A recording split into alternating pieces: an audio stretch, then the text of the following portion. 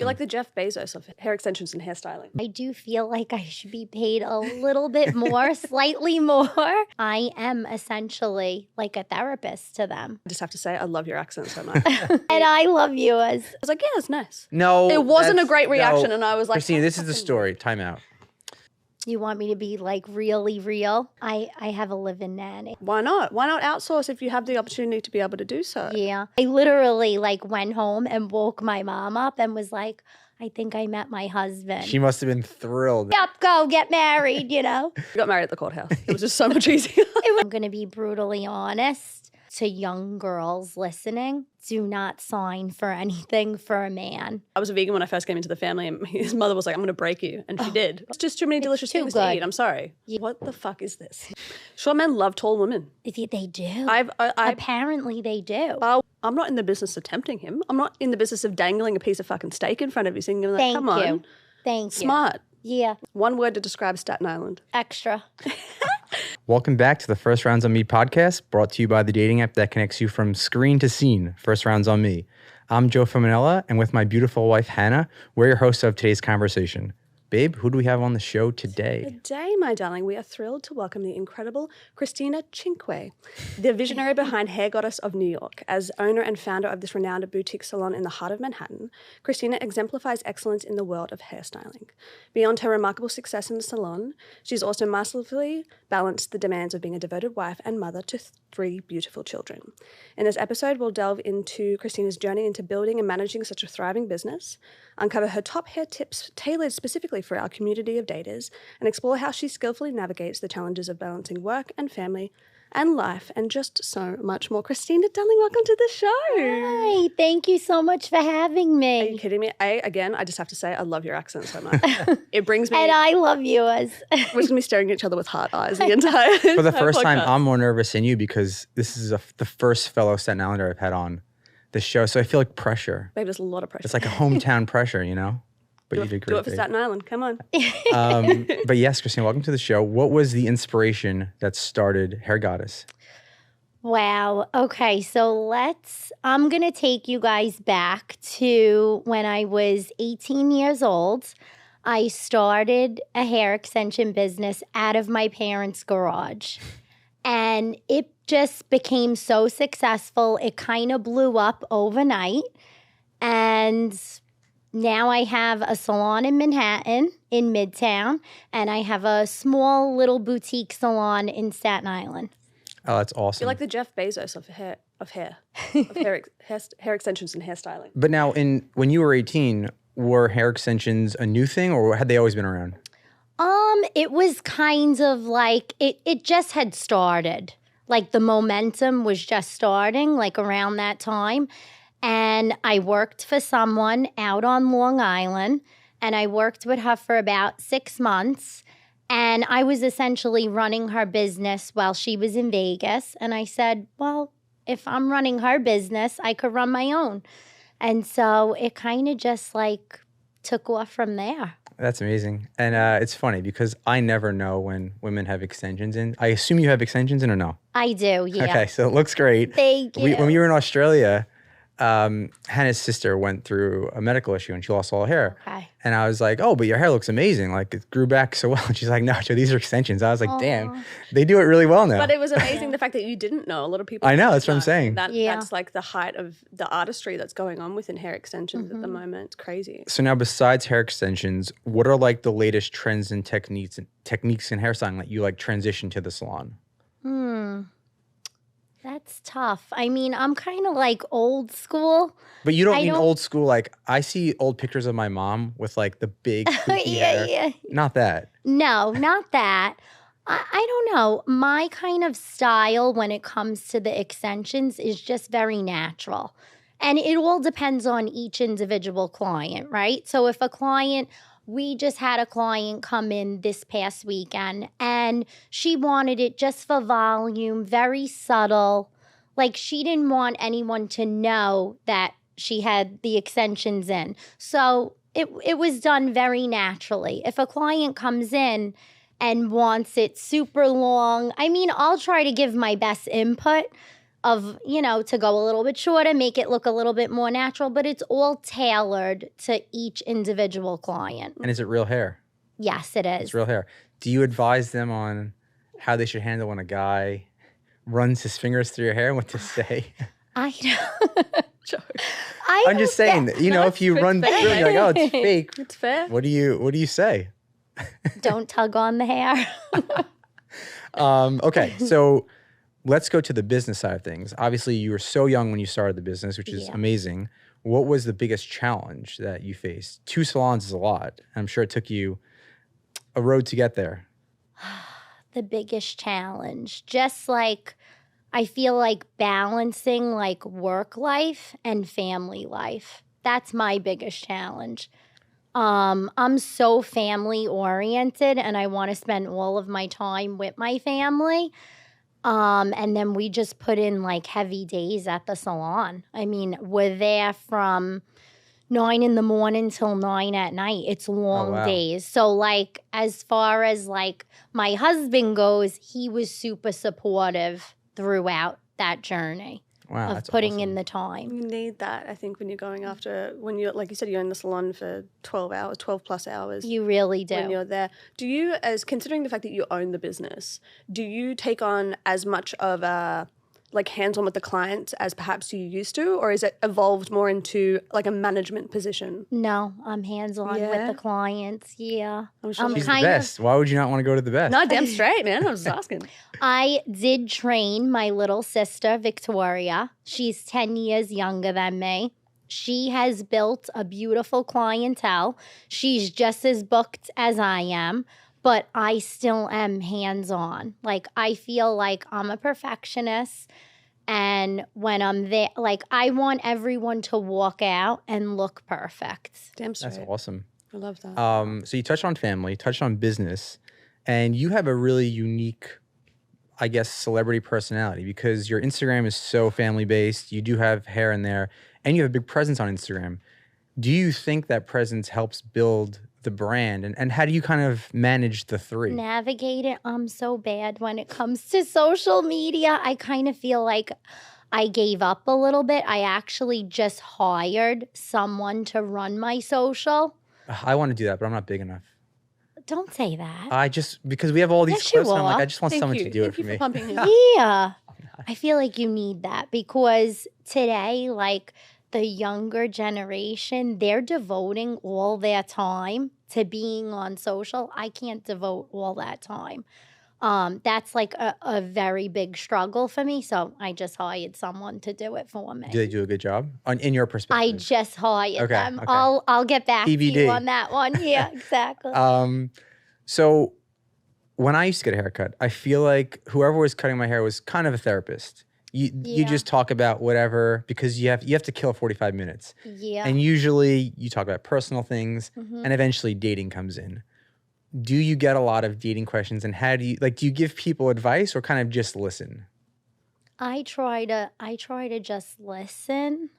I mean, I do tell my story of how I met my husband. Again, it was such an old school way where we were introduced to one another. We're going to get to the meet cute. Okay. That's my favorite part of the show. It is. I kind of just listen to the clients and I let them navigate, our conversation, and then I give little inputs here and there. Okay, love that. To Joe's point, I mean, my I don't know if you can tell, but this is not my natural color. And I've been with the same fella for years and years and years, and I love him to death, but it is one of those things where it's almost like a therapy session coming in there. And so I'm sure a lot of your clients feel the same thing, where they're equally as excited to be made to feel beautiful on the outside, but then also have some kind of sense of, I don't know, just help for the inside as well. I'll say this. I do feel like I should be paid a little bit more, slightly more, because, they're there for hours, and I am essentially like a therapist to them. I mean, I know their deepest, darkest secrets. Oh, I can imagine. Do you ever, because obviously, that long on your feet and, physically, I'm sure it's very tiring, but, mentally. Especially in that sense, mentally and emotionally, is it quite draining? Sometimes. Yeah. Especially if a client's getting a divorce, something like that. you know, You're probably the mentally. first person to hear it too. Yeah. Wow. Yeah, like on the phone with their lawyer, like while they're in the chair. Yeah. Oh, that is Sometimes heavy. I'm like really drained at the end of the night. Like, and then I'll come home and my husband wants to have a full conversation with me. I'm like, darling, I can't. I Like love you so between my feet being tired, like I'm tired of talking all day. I just want to like zone out. much. Love that. Yeah. So a lot of people like to get tips and tricks for dating on the podcast. You have an extensive experience with hairstyling. What is one of the, I guess, pieces of advice you'd give someone going on a first date to like look their best with their hair? Get hair extensions. Men love long hair. They do not like short hair. I don't care what anyone says. What percentage of women do you think have hair extensions? I honestly, I would say 75% at this point. Is that right? He loves short hair. Or are you lying to me? I love both. Oh, no. I am an extremist. So like Short, or long. when I first met Hannah, being from an Italian from Staten Island, she was like, "You love dark brunette women that are curvy," and I'm like, Right. "Well, I just what I grew up with." Right. Yeah, I quickly realized like you don't have a type. You have like an emotional type. Right. And then I met her, and I was like, "No, actually, I'm really attracted to like your look. Like I like short hair. Like you're tall and slender." But yeah, she would always give me shit. She's like, "You like these Italian curvy women?" I'm I like, had like hair down to here for a long time. I was like, oh, Okay. And then he was like, I just love short hair so much. Just cut your hair. And then I cut my hair to here. And he was like, yeah, it's nice. No, It wasn't a that's- great reaction. no. And I was like, Christina, "Oh, this is the fucking story. Time out. Okay, Oh, you're God. really butchering We the have story. to change the subject. Time out. This is the story. We've been trying to get pregnant. So Okay. on my drive home, she calls me and she's like, I have a surprise for you. So I was like, oh, is it tangible? And she was like, kind of. So I was like, kind of tangible gift. What is that? I parked the car and I was like, oh my God, kind of tangible gift. She's pregnant. This is amazing. So I'm so excited. I'm like skipping home. I get in the house. I'm like, and she's like, what? She's like, look. And I'm like, what? She's like, look at my hair. And I'm like, oh, Some of the wow. things I'm thinking I was That's pregnant amazing. to the fact And that I she's cut like, my why hair. aren't you happy? And I'm like, I thought that you were pregnant. And she's like, oh, no, just my hair. Just my hair. So that's the context behind I it. mean, fair. Okay. So now when the pregnancy happens, you have to do a big thing. Yeah, exactly. Now I have to do it even bigger. Yeah. How do you think hair and the overall mood of dating go hand in hand? Like knowing you got your extensions, you're walking up to this first date. Do you think there's a lot of synergy with the confidence of that? Yeah, I feel like if you love the way your hair looks, you're going to feel more confident. No, when you're on the date with a guy, your hair, your makeup, your outfit, all of that goes into play. Really, your hair and your makeup. I feel like your hair is perhaps one of the, if not the first thing that people see, right? Yeah. It's very front forward. And like obviously you see your face, but like hair is just all encompassing. And I can only speak from a woman's point of view, but like hair is fucking everything. It is. It really does. It can make or break an outfit. It can make or break your confidence that day. Like if you don't have a good hair day, then you are unstoppable. Yeah. If you're having a bad hair day, then Yep. nothing will go right. I feel the same way, which is why for these podcasts, I wanted to go to your salon, Oh. but I didn't. So I just used the hat Next time. because I wouldn't feel as confident without the haircut. Next time. How could someone avoid overthinking their appearance and instead focusing on their authentic feeling for a confident date? So maybe they're like, oh, this is a trending haircut, I'm going to get it, but it doesn't feel right to them, as opposed to like being true to who they are. Sometimes you have to like get used to a look also. Mm-hmm. I do have some clients. I mean, listen, we do so many women. You know, we're servicing about 40, 50 people a week. So there are some women that will like look in the mirror and be like, oh, wow, like, all right, I got to kind of get used to it. You know, it's not always like a positive reaction every time. Sometimes like you really just got to kind of get used to it, right? Yeah. And I would say when I used to go to Sandra, I would ask her for a haircut and she would kind of say, I don't think that that's going to look the best. Why don't we do this? Oh, yeah. And I appreciated that instead Yeah. of her just doing what I want. Me and Sandra we're such a phenomenal team. We're always on the same page, and we always like will be honest with the client if we feel like it's not going to look love good. that. Yeah. Honesty's the best. Dating, getting a haircut. 100%. Am I asking the Greek mythology question? I think so. I think it'd be really interesting. So I found this question, which is my favorite question. Oh God, I'm kind of. So in Greek mythology, there is actually no hair, the goddess of hair. So you're the actual hair goddess. Technically, there are a few goddesses that have exquisite hair. We're gonna name the goddesses and why they're known for their hair, and we're gonna ask you which one you think you align with most. Okay. Oh, So it's great. You are the hair Okay. goddess. There's no hair goddess. Okay, so we have Aphrodite. So in Greek mythology, she's the goddess of love, beauty, and desire. She is often depicted with luxurious hair and is associated with beauty rituals. Then you have Venus, Roman mythology. She is the Roman equivalent of Aphrodite, also associated with love and beauty. So I guess she's kind of a lesser Aphrodite. Hathor, Egyptian mythology. She's the goddess of love, beauty, music, and joy. Hathor was often depicted with elaborate hairstyles. And then Freya is Norse mythology, the goddess of love, beauty, and fertility, often depicted with beautiful hair. Which one do you think you are? I'm the first one. First one, Aphrodite. Aphrodite. The goddess of love, Aphrodite. beauty, and desire. That's me. Luxurious hair. I can see that. Yeah. 100%. I didn't want to cut you off, but the minute you said that, I'm like, this is who I I am. feel like that's what I relate with. the Yeah. most. Let's plug in, Joey, a picture of Aphrodite, or however you say Aphrodite. it, side by side with Christina, because she's the hair goddess of New York. Now I'm curious to see what she looks She's like. beautiful. Really? Stunning. Okay. Greek mythology. As we leave the hair goddess, any upcoming big projects you're working on? My hairline. You have a hairline coming out.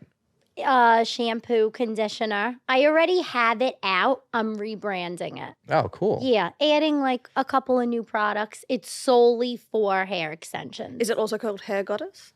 No. So the name of my salon isn't actually Hair Goddess. Oh. It's Olivia Christensen. And so my maiden name is Christina Oliva. And so Olivia Christensen is my first and last name backwards with a twist. And it's like my alter ego. And when I was like very, very young, I'm like, oh my God, Olivia Christensen, I am going to either be a fashion stylist, something, and that's going to be the name of my brand. I never knew God, your that. alter I ego. always was so curious why it was called. No, so Olivia my like Christensen. Instagram is Hair Goddess. That's what everybody knows me as. But like then when I was opening up in the city, I'm like, I can't have a salon named Called Hair Goddess. Like this is so Staten Island. Like I just can't do this to myself. So then I'm like, I'm gonna use the name that I've had all along. I love that so much. Completely disregard what we were talking about in terms of Hair Goddess. Go and check out Olivia Christensen. That's what it is. Oh, Yes. incredible. Great salon, too, I have to say. Thank Yeah, you. you've been tapped. Even as a guy going there, Sandra was awesome. Yeah, And they she's pamper so you. good. That's why I loved it. Like, babe, you know why I'm like, I need to go to a stylist? Mm-hmm. That was the first salon I went to, and they pampered me. And I was like, oh, this is so nice Yeah. instead of going to a barber. She does a lot of men's haircuts, believe it or not. Yeah. All right, I want to get into kind of juggling life and work because I think that there is, even in 2024, there's still like this myth that's perpetuated that women can't do it all, right? Or if they are doing it all, they're neglecting some area of your life, which sure. is so deeply unfair considering the fact that men are kind of celebrated. They have a family and they have a job. They're like, oh my God, how do you do it all? It's incredible. Yeah. So I want to know kind of what strategies or routines do you use to manage your time effectively between work and home? Okay. So you want me to be like really real? Always. 100%. I have a live-in nanny. There you go. Why not? Why not outsource if you have the opportunity to be able to do so? Yeah. So when I first got pregnant with the twins, which by the way, I did IVF. And I was just like, oh my God, how am I going to do this? How am I going to go back to work in the salon, work these long days? Like, I'm going to need to find help. So I hired a live-in nanny. And we've been like in a rotation of a few different ones. Well, that was going to be my question. How do you vet God. a live-in nanny? For two reasons. One, trust with your kids, Yeah. but 2, someone you have to see every day, Yeah. all day. Okay, so I had a lady for the first 2 years that the twins were born, and she was older. When my husband walked in, he was like, "Oh my God, you're hiring the crypt keeper? How old's older? How old is she?" And I'm like, "Aunt, shut up. Like, this is who I want to hire. Like, Question I'm for you. hiring her." Did you hire her as an older woman to alleviate any fantasy he might have with a nanny? Because she talks about that. She's like, if you ever get an assistant or a nanny, it's not being this hot 18-year-old girl. All right, listen. I trust my husband. Of course. I don't want some young girl coming in the house.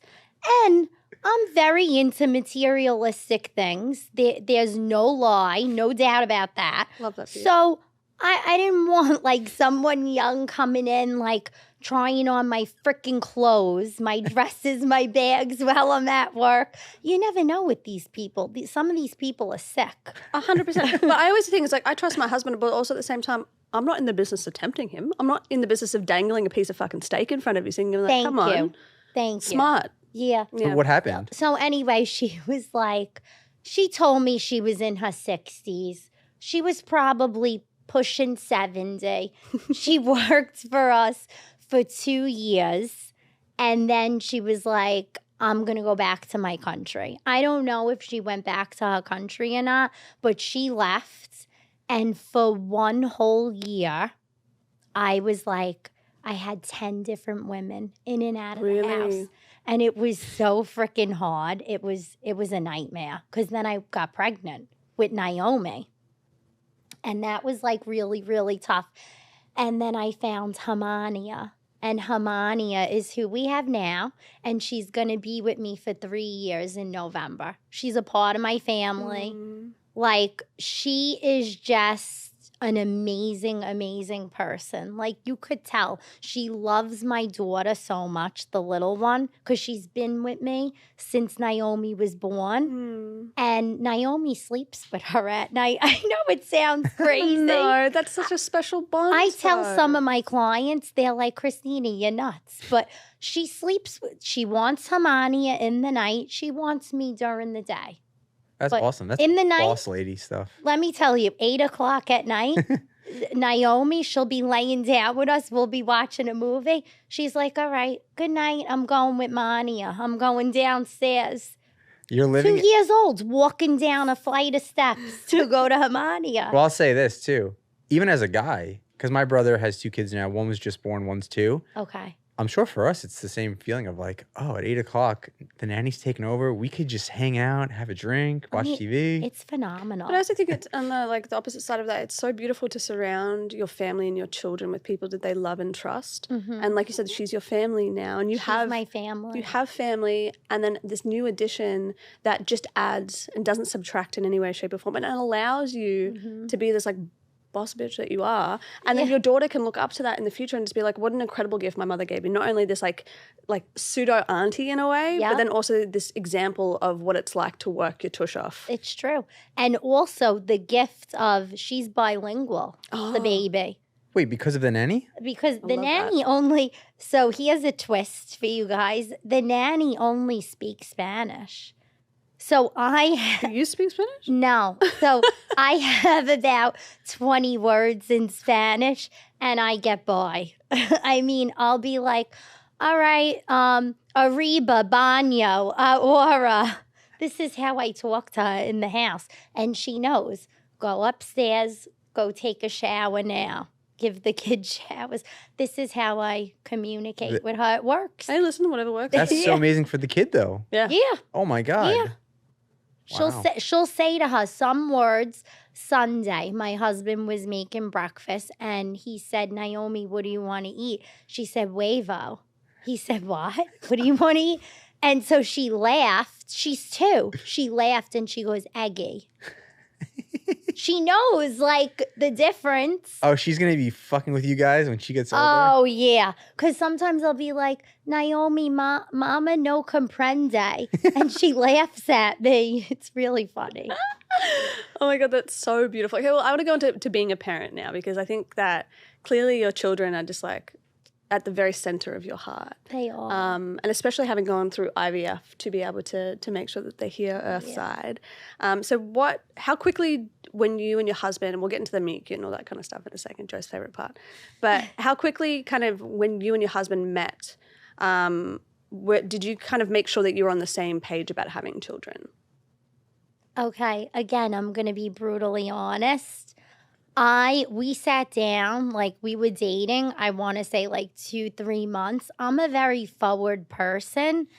We had a piece of paper. We were sitting in like a small little place in Brooklyn, and we literally like were making like a list of like a timeline, like when we were going to get married, when we were going to have kids, like how many businesses were we going to open till we get to that point, like I don't know. He was just, I feel like my husband's my soulmate.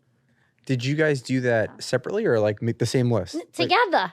Oh, wow. Yeah, together. Wow. All right, how do you kind of manage self-care whilst being a mother? Like, even though you do have the assistance of a nanny, but you're working your ass off. You're also a very devoted mother, and you're a wife as well. So how do you kind of like prioritize, and what things do you do to kind of fill your cup back up?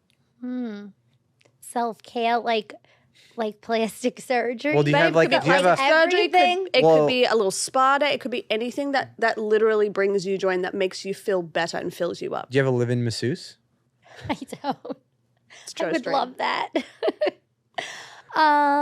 So I really do take care of myself on my days off. I do fill my tank with going for facials. I do the Botox. I really don't do fillers. I do Sculptra. Okay. Which, again, I'm going to be brutally honest. I do Sculptra like here. It pulls the face back. Have you done that before? I've never had any You kind of Botox. don't need anything. But I want like a little bit of something to like tighten everything up a little bit. Because I'm 33 now. I've never had anything before. Young. Thank you. But I feel like this is the perfect time to start. You know, I'm like little itty bitty. Little stuff. Like baby Botox. Okay, so find someone that's good with Sculptra because we'll do a little bit of Botox. Fillers, I don't do. I've been reading a lot of things about fillers lately, and it sounds absolutely horrible. I don't do that. I don't do my lips anymore. Right over my head. It's good. It's like the hair extensions. You have no idea what anybody has. Yeah. Well, I think that's good. I think that's beautiful that you have the ability and that you prioritize like filling your own cup up, because how can you give if you have nothing left to give, darling? Exactly. Yeah. What do you think are some of the most important lessons you've learned during motherhood? During motherhood, to really live in the moment. Yeah. Like, I try to take like a lot of pictures and videos with my kids, but living in the moment, there's nothing better than that. And really to just enjoy every single moment, because I don't know. I know it sounds cliche, but they really do grow very fast. What do they say? The days are long, but the years are short. Yeah, and then it's true. You blink your eyes, and before you know I actually thought about that the other day. Just like, because, your parents like, oh, I miss when you were younger and this and that. But if you do live in the moment, not that you don't miss it as much, but you're like, okay, I actually lived in the moment. It was amazing. Yeah. And I'm thankful that I lived in the moment. I didn't take it for granted. Yeah. And I feel like that's every stage of life. Even when you're an adult, you're in your 30s, you're like, oh, being in my 30s is I'm old now. And then when you're 50, like, I wish I was in my 30s and I appreciated it more. I know. And I just appreciate every day, because you have those people who are like, oh, you got another year older, like, it sucks. And I'm like, well, the last year was great and it was better than the year before that. And this next year is going to be great. And you just got to think that way. You do. You really do. Because if you actually sit there and say to yourself, oh my God, like, I'm 38, which, by the way, that's how old I am. Like, you would never know. Thank you. But like, it does get a little depressing when you go back and you look at the pictures of yourself, like your youth. You still look 28. I was about to say, you really do, but I will attest to that. The Sculptra. Sculptra. Telling you. I'm keeping that locked in my mind. Go down. The meet cute. This is my favorite part. Kind of know about your husband through your social media, but how did you guys meet? So we met through mutual friends. My friend dated his friend, and we were out one night in a restaurant called Ario's. I don't know if you remember that one. In Staten Island? in Brooklyn. In Brooklyn. No. Back in the day, it was like a very popular restaurant. So we met there, and he switched seats to sit next to me. Cute. Yeah, very smooth. And then he's putting the food in my dish. I'm like, oh my God, like, I hope this is my husband. I literally like went home and woke my mom up and was like, I think I met my husband. She must have been thrilled, an Italian mom. that's hearing yeah, that. yeah. Hurry up, go get married, And then for 6 months, we didn't link up. And I dated other people. And I was like, oh my God, this one's not for me. This But is why? not my husband. My friend, it was taking her like really long to like set us up. Like, I don't know. But the time you met him, wasn't that the setup? Oh, we were out with like a group of people. Oh, it was a group. And we didn't exchange numbers. And I kept asking about him and he kept asking about me. So then finally they ended up they probably didn't want to hear us anymore. Probably not. And so like they finally set us up, but it took like 6 months. And what was the first date? The first date was Del Fresco's. Oh, nice. Yeah. Goes over And my I head, ordered a no big idea. steak and he was like shocked when I ate everything. That's awesome. that. He's like, you're so skinny, you ate everything. But that shows, I think, like you were really comfortable. I was so comfortable with him. And then we walked around the city. He got me a rose. He's not so romantic like that anymore. Yeah. That was in the But- courting phase, though. They're always really romantic when they're in the Yeah. courting phase. Occasionally, like he came home one Sunday with an orchid. The flowers are very rare for him. We're busy. Yeah, we can only do so much. Yeah. What was dating like before you met your husband? Because you said there was actually a 6-month period where you like, these guys aren't the one. So before you met him, what was it like?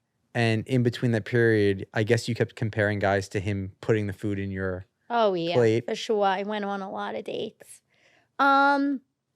Actually, I was engaged before him. before him. I actually met him. I broke off my engagement, and that night at Ario's, I met him. I think it was like 5 days after I broke off the engagement. Really? Yeah, but so I was engaged. I got engaged when I was 20.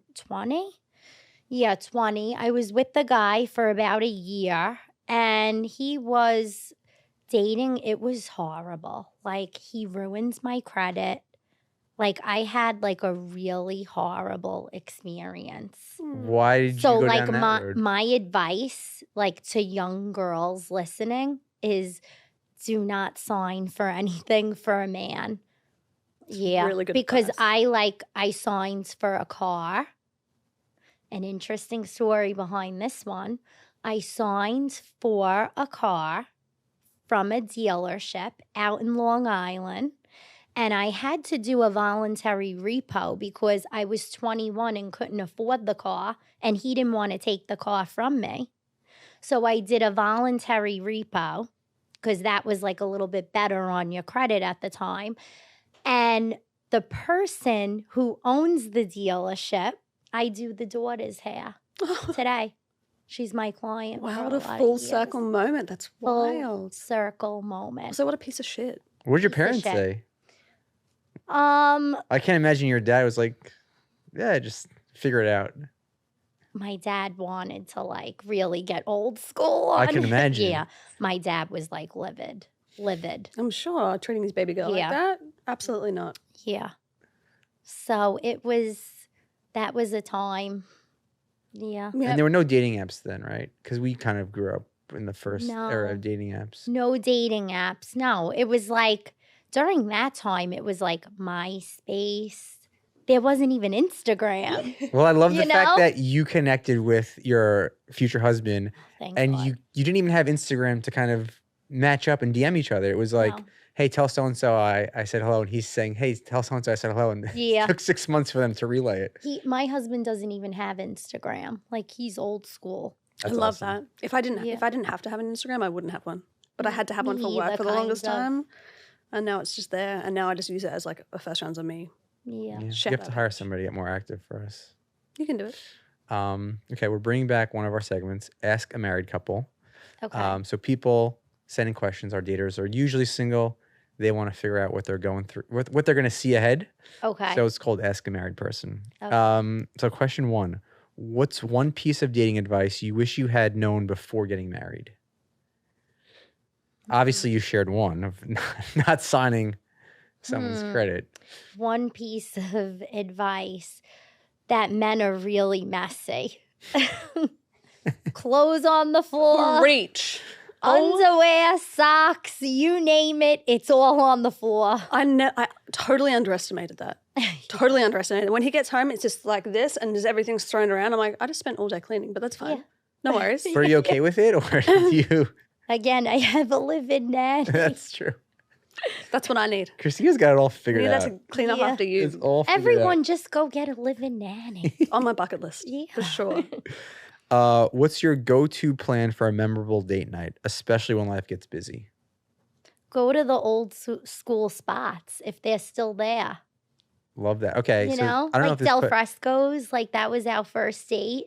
Go there. Mr. Chow, that was another first date. Oh wow, the classics. Yeah. So I don't know if this is in here, but that's usually one of our questions. What's your favorite drink time and place if you and your husband were going out? Okay. Me and my husband, we both like a dirty martini with blue cheese olives with kettle. And then what was the other question? Place and time. Always like an 8 o'clock dinner. And place either Italian or steak. Okay. Yeah. A woman loves her kind of- steak. Like I eat everything. He's a little picky. He likes his pasta. As all good Italians do. Yeah. That's what I'm learning. Hannah got introduced to Penny alla vodka. penny alla vodka. So she Oh, didn't know what yeah. that was, and she was a vegan. So my mom made this dish, and she smelt it, and she tasted it, and she was Like, like, what the fuck is this? Yeah. All the food in the Italian, I'm like you said, I was a vegan when I first came into the family, and his mother was like, "I'm going to break you," and she did God. because there's just too many delicious too things to good. eat. I'm sorry. Yeah. And then the first time I brought her back to New York, we had a wedding to go to. Okay. So she's never been to a wedding like that. Okay. So it We've been was to an at Italian wedding. what's that place in Brooklyn on the water? Brooklyn. Something on the bay. Oh, I don't know that one. Yeah, Roosters on the Bay, maybe. Oh yeah. So we're there, and they're bringing out course 1, and then they're bringing out course 2, and then they're bringing out like the spread. And she's And like, then they got a whole she's like, buffet why on is the there so side much too? food? And I'm like, that's just the I don't know. beginning. It's wild. I was so full. Oh my God. I feel like I don't know a wedding like any other way.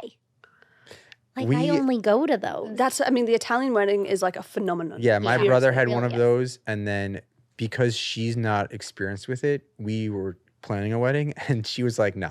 I got into it like a it's week too with much my for me. mother-in-law, whom I love and adore, and like she was so lovely of like trying to help me. Yeah. And she started like listing things out. I was like, no, I can't. I refuse to do it. So we got married at the courthouse. It was just so much easier. It was too overwhelming. It was too overwhelming. Right? There's too many people to invite. There's too many things, like too many I know. logistics to deal with. And I was like, we'll have a ceremony one day, but like at the as of the I don't present blame moment, you, honestly. not Because we doing were it. hearing conversations like about my brother had his wedding first, and there was not arguments, Yeah. but like you can't sit so and so at that table with this person. Yeah. And Hannah's like, wait, why? And she's Like I'm not just dealing like, with that.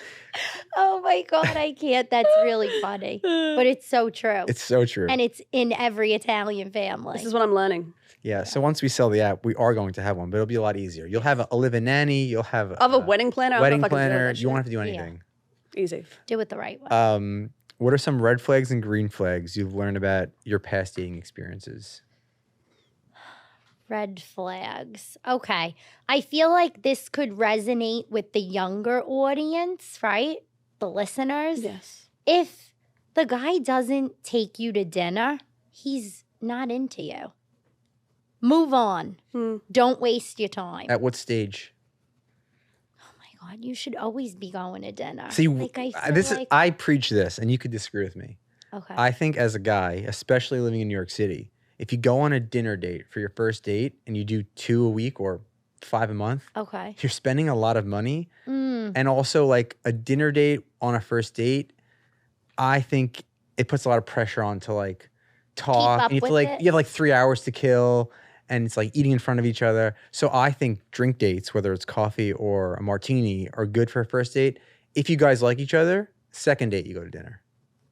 I don't know. I see so many women, obviously. I mean, it's my thing. Like, they will want to be taken out to dinner. Yeah? I feel like, I don't Wow. know. All right. I think there's two schools of mind. Like there are a lot, like a really large subset of women who want to be wine and dine. They want to be courted because there is like that old school chivalry that I think the modern dating world is kind of missing, especially with the inception of dating apps and technology. Right. But then there's also women who kind of think to themselves, I don't know if like even just from like the minute conversation that they've had with that person, I don't know if I want to commit to an entire dinner with this person. So like a drink, I would say like a drink first, and then if you vibe with each other, then go out to dinner, like on that first date. Okay, but like I just, agree with right? that. Just Yeah. go for a drink, and then if you're like you feel that spark, then go for dinner. But if that it gives you a quick out where you don't have to be rude, and there doesn't have to be anything vicious. You can just be like, okay, But it is I got plans different later. because like before dating apps existed, growing up in Staten Island, like anytime I had a date, it was always dinner, and like I liked that, and it was like chivalrous. When I moved to the city, it was so fast paced and all the time that I was like planning a dinner with all these people is just it's totally different and not what I want to do. Yeah. So it's like I agree with both, but I think the world's shifted so much Yeah, you're right. that it's tough to See, I'm in do a that. bubble. I'm in a bubble in Staten Island. you guys are married, darling. You don't be thinking about these I things know. anymore. Yeah. Well, what's one misconception about marriage that you found to be untrue from your own experience? True. I don't know. I got to think about this one. I really don't know. I'm drawing a blank. I know. I'm trying to think of the question too. Like something that's untrue. Okay, how about this? An easier one. What dating advice would you give someone who's currently single looking for a meaningful relationship? We get deep questions, Christina. I know. This is like really deep. Okay, wait. I feel like I'm being put on the spot. Like stay open. Be open, right? Like what we were just talking about. You know, if you're old school and you want to be taken to dinner, I'm trying to like think of someone in my circle who's been dating from Staten Island. She wants to be taken out to dinner. Be open to going for a drink here and there. Yeah, I like that. And I think thinking about your answer was a perfect answer. So, yeah, I feel like being open in every sense. Like people just want so many different criteria. And when you can do it with your future husband like you did, it's awesome. But that very rarely happens. I know. And being as open as you can allows you to connect with people in different ways. And then maybe you'll feel like a sense of love for this person that you didn't realize, instead of being like, I'm not going to go on this date because this guy is too short or he doesn't make enough money. But I also I think that we like talk about this a lot in the Yeah. salon. The short kings. short king, love a short king. What is your take on the short king? I just got asked to do a press piece today on the short king, and I didn't know what to say. So you could help me respond. Okay, so I have someone close to me who's pretty tall. She doesn't really want to date the short kings, but they're like, they keep flocking to her. Short men love tall women. They do. Apparently they do. One fella that I dated before, one or two fellas that I dated before Joe, everybody else was shorter than me because I'm 5'11". You're I'm like tall. a model. Thank you, darling. Tall, I beautiful. appreciate that. But it's like they do it and they flock to you. They just fucking love it. And then they love when you wear heels. It was I like a know, whole but, thing. like- But it's also, I mean, I'm very happy. Joe's like a little tiny bit taller than I am. And it's nice to have like either like same height or a little bit Right. taller. Yeah. And taller women, we had a fella on who was like, all short women leave tall men alone. And I think it's the opposite way around. All short men leave tall women alone. All right, we're going to round this out with a little bit of rapid fire, darling. So it's just like short, quick answers. Whatever the first thing that Okay. comes to your mind. Okay. What's the most important quality in a partner? Family. Love that. One word to describe Staten Island. Extra. Dream celebrity's hair to input hair extensions into. J-Lo. Ooh, what's the most important tool in your kit? The quality of hair that we use. Being a boy mum, one word. The love is indescribable. Being a girl mum, one word. Sassy. One thing that you're grateful for today. My family. That's the best way to end ever. That was beautiful. I loved it so much. If you want to let our listeners know a little bit more about where they can find you. The hair extension products, Hair products. Goddess of New York on Instagram.